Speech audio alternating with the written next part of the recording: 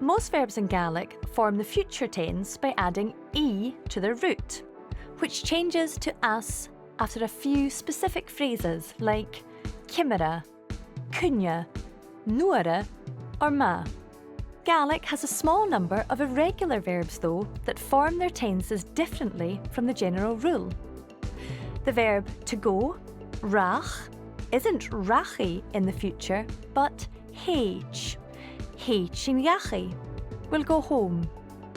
Will see isn't feichi, but he. Chì Mi'n Tìr.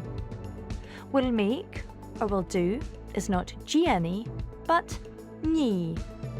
Ní mi sin, I'll do that. And fai, to get, has the future yiv rather than fayi. Give me it, I'll get them. These irregular verbs that have unusual forms in the future don't bother taking an us ending after Chimera, Cunha, Nuara or Ma. So, Chimera héichin iawn. How will we get there? Cunha hiú yet? When will you see them?